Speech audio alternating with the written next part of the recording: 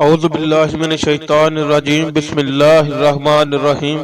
السلام علیکم ناظرین، آج کی ویڈیو میں ہم شان حضرت ابو بکر صدیق رضی اللہ تعالی عنہ بیان کریں گے۔ حضرت ابو بکر صدیق رضی اللہ تعالی عنہ خلیفہ اول کے ڈیروں فضائل مورخین نے بیان کیے ہیں، جن کا یہاں جمع کرنا محال ہے۔ ان کے لیے ایک ضخیم کتاب کی ضرورت ہوگی۔ بہرحال ان کے چند احوال کا ذیل میں مختصر طور پر حوالہ دیا جاتا ہے۔ حضرت ابو بکر صدیق رضی اللہ تعالی عنہ آن حضرت صلی اللہ علیہ وسلم کے ہم عمر تھے یا 2-2.5 سال چھوٹے تھے۔ ان کی طبیعت اور حضور پاک صلی اللہ علیہ وسلم کی طبیعت میں بہت حد تک یکسانیت پائی جاتی تھی۔ یہی وجہ تھی کہ وہ آپ صلی اللہ علیہ وسلم کے رفیق خاص بنے، اور ساری زندگی انہوں نے بطور رفیق خاص کے بسر کی۔ حضرت ابو بکر صدیق رضی اللہ تعالی عنہ وہ پہلے شخص تھے جنہوں نے حضور اکرم صلی اللہ علیہ وسلم کے خاندان سے باہر ہوتے ہوئے سب سے پہلے اسلام قبول کیا۔ حضرت ابو بکر صدیق رضی اللہ تعالی عنہ کو یہ بھی فضیلت حاصل تھی کہ ان کی بیٹی حضرت عائشہ صدیقہ رضی اللہ تعالی عنہ کی سب سے نوعمر، ذہین اور فہیم اہلیہ تھی۔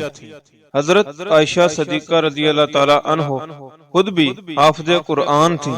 وہ آپ صلی اللہ علیہ وسلم کی ازواج میں سے سب سے زیادہ اہل علم تھی، بلکہ یہاں تک کہا جاتا ہے وہ کئی صحابہ اکرام رضوان اللہ علیہم اجمعین میں سے بھی ممتاز تھی، اور سب سے بڑھ کر یہ کہ وہ رفیق نبوی حضرت ابو بکر صدیق رضی اللہ تعالی عنہ کی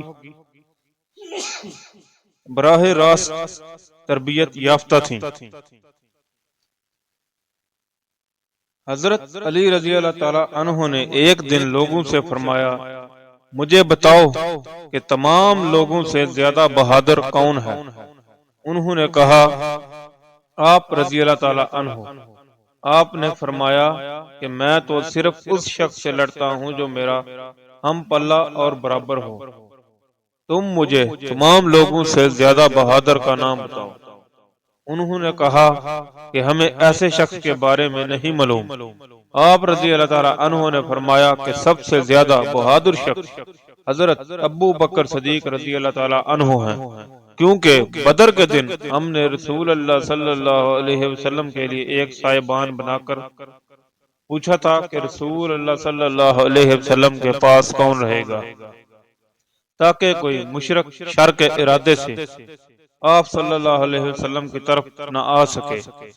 تو خدا کی قسم ہم میں سے کسی کی ہمت نہ پڑی، لیکن وہ حضرت صدیق اکبر رضی اللہ تعالی عنہ ہی تھے جو تلوار نکال کر حضور صلی اللہ علیہ وسلم کے سر مبارک کی طرف کھڑے ہو گئے، اور حضور صلی اللہ علیہ وسلم کی طرف بڑھنے والے مشرکین پر آپ رضی اللہ تعالی عنہ حملہ کر دیتے۔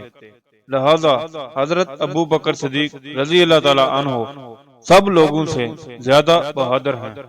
پھر حضرت علی رضی اللہ تعالی عنہ نے فرمایا، میں نے ایک دفعہ دیکھا قریش نے آن حضرت صلی اللہ علیہ وسلم کو پکڑ لیا، اور ان میں سے کوئی آپ صلی اللہ علیہ وسلم کو گھسیٹتا، کوئی دھکے دیتا، اور وہ کہتے جاتے کہ تو وہی ہے جس نے ایک خدا بنا دیا ہے۔ خدا کی قسم ہم میں سے کوئی بھی آگے نہ بڑھا، لیکن حضرت ابو بکر صدیق رضی اللہ تعالی عنہ آگے بڑھے، کسی کو مارتے، کسی کو گھسیٹتے اور کسی کو دھکا دیتے، اور کہتے جاتے، تمہیں خدا کی مار، کیا تم ایک ایسے شخص کو قتل کرتے ہو جو کہتا ہے کہ میرا رب اللہ ہے؟ پھر حضرت علی رضی اللہ تعالی عنہ نے اپنی چادر اوپر اٹھائی اور روپ پڑے، حتیٰ کہ آپ رضی اللہ تعالی عنہ کی داڑھی تر ہو گئی۔ حضرت ابن سعید زہری سے مروی ہے کہ رسول اللہ صلی اللہ علیہ وسلم نے حسان بن ثابت رضی اللہ تعالی عنہ سے ایک دفعہ دریافت فرمایا، تو نے حضرت ابو بکر رضی اللہ تعالی عنہ کی تعریف میں بھی کوئی شعر کہا ہے؟ انہوں نے عرض کیا، ہاں۔ آپ صلی اللہ علیہ وسلم نے فرمایا، سناؤ۔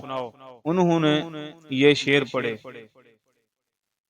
آپ رضی اللہ تعالی عنہ غار بزرگ میں اس وقت رسول اللہ صلی اللہ علیہ وسلم کے ہم نشین اور ساتھی رہے ہیں، جبکہ دشمن پہاڑ پر چڑھتے ہوئے اس غار کے ارد گرد پھر رہے تھے۔ سب لوگ جانتے ہیں کہ آپ رضی اللہ تعالیٰ عنہ نبی کریم صلی اللہ علیہ وسلم کے ساتھی اور محبوب ہیں، اور نبیوں کے علاوہ تمام جہان میں کوئی بھی آپ رضی اللہ تعالیٰ عنہ کا ہم پلہ نہیں۔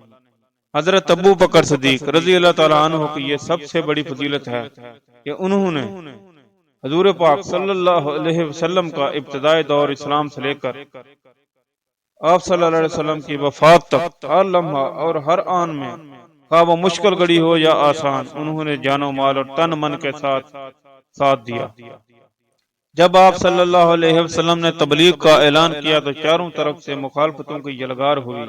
مخالفین میں سے ایک ولید بن مغیرہ کچھ زیادہ ہی بڑا ہوا تھا، کیونکہ قبائلی سردار بھی تھا اور اعلیٰ درجے کا شاعر بھی تھا۔ تیسرے وہ بڑا عیال دار بھی تھا۔ یہ تمام وجوہات سے وہ بڑا ہی مغرور اور متکبر سا تھا۔ وہ خود بھی مخالفت کرتا تھا اور دیگر مخالفین کی حمایت و مدد بھی کرتا تھا۔ تو ایک مرتبہ ولید بن مغیرہ کو حضرت ابو بکر صدیق رضی اللہ تعالیٰ عنہ نے اپنے پاس بٹھا کر اپنی زبانی قرآن پاک کی چند آیات سنائیں۔ حضرت ابو بکر صدیق رضی اللہ تعالیٰ عنہ نے یہ آیات الہی اس محویت سے پیش کی کہ قرآن اپنی معجزہ بیانی اور حلاوت کے ساتھ اثر انداز ہوا۔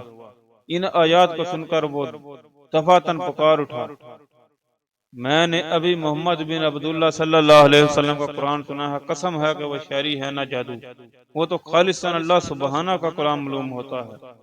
ولید بن مغیرہ نے اپنے دیگر مخالفین اور ابو جہل کی تسلی اور تشفیع کے لیے بتایا کہ حضرت ابو بکر صدیق رضی اللہ تعالیٰ عنہ نے جو قرآن مجھے سنایا ہے وہ حقیقتاً نہ شاعری ہے، نہ جادو ہے، نہ قصیدہ اور نہ رجز ہے، وہ مجنونہ بلکہ اس میں بلا کی کشش اور جذب ہے۔ مفسرین نے بلا اتفاق لکھا ہے کہ جب حضرت ابو بکر صدیق رضی اللہ تعالیٰ عنہ نے راہ خدا میں حضرت بلال رضی اللہ تعالیٰ عنہ وغیرہ کو جو اسلام لانے کی وجہ سے اپنے آقاؤں کے عذاب میں گرفتار تھے خرید کر آزاد کیا، تو ایک دن ان کے والد ابو قحافہ نے کہا کہ جان پدر، میں دیکھتا ہوں کہ تم کمزور اور حقیر غلاموں کو مول لے کر آزاد کرتے ہو، کاش کہ تم کبھی اور کام کے آدمی کو آزاد کرتے تو وہ تمہارے کام آتے اور پشت پناہ بنتے۔ تو حضرت ابو بکر صدیق رضی اللہ تعالیٰ عنہ نے جواب دیا کہ ابا جان، میں تو صرف اللہ تعالیٰ کی خوشنودی کا طالب ہوں۔ تو اس پر یہ آیات نازل ہوئی جن کا ترجمہ پیش خدمت ہے۔ قسم رات کی جب ڈانپ لے اور دن کی جب روشن ہو اور نر اور مادہ پیدا کرنے کی، ضرور تمہاری کوشش قسم قسم کی ہے جس نے دیا اور پرہیزگار ہوا اور سچ مانا۔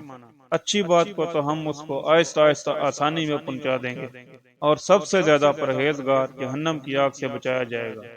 جو دیتا ہے اپنا مال تزکیہ باطن کے لیے اور نہیں اس پر کسی کا احسان، جس کا بدلہ دیا جائے گا، مگر اپنے رب اعلیٰ کی خوشنودی کے لیے دیتا ہے، اور وہ ضرور آئندہ خوش ہوگا۔